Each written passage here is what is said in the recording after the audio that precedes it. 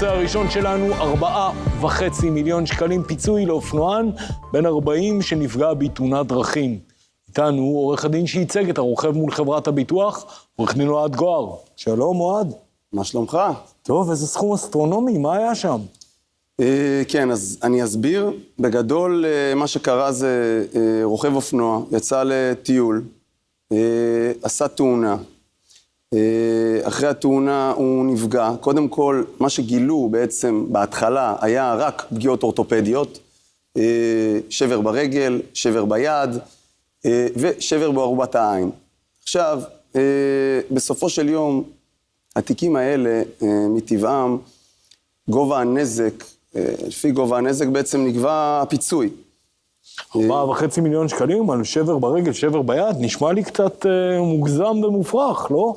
אז אני אסביר, כי מה שקורה פה, אני מסכים איתך לחלוטין שאם זה בעצם היה כל מכלול הבעיות, אז באמת הסכום היה באמת מוגזם. מה שקרה זה שבמקרה הזה, הוא באמת, אותו רוכב פנה אלינו למשרד שלנו ממש בזמן, ממש אחרי הפגיעה, והגענו אליו למעשה עוד בזמן שהוא היה מאושפז. כן, עוד בזמן שהוא היה מאושפז.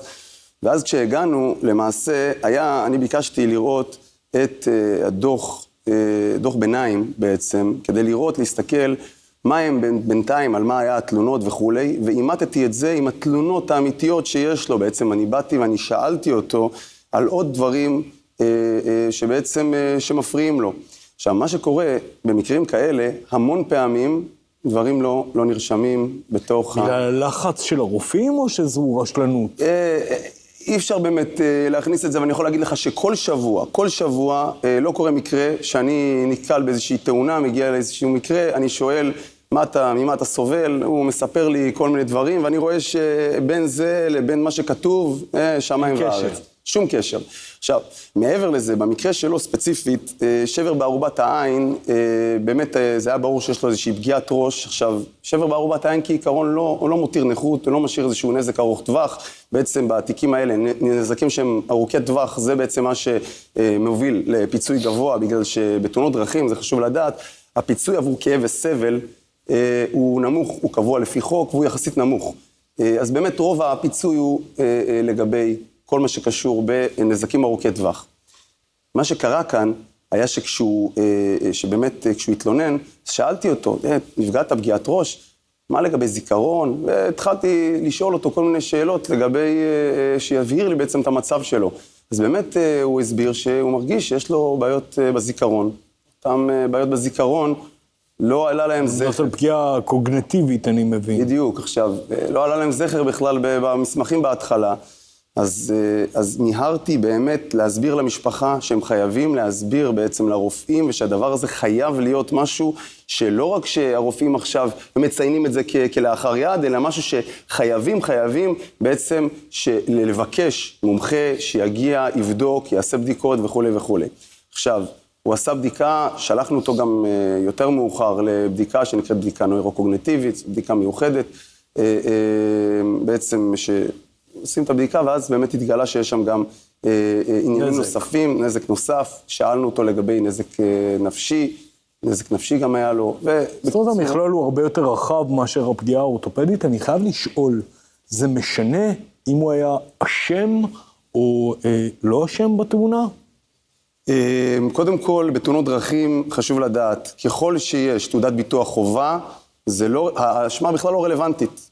לא משנה בכלל לצורך הפיצוי.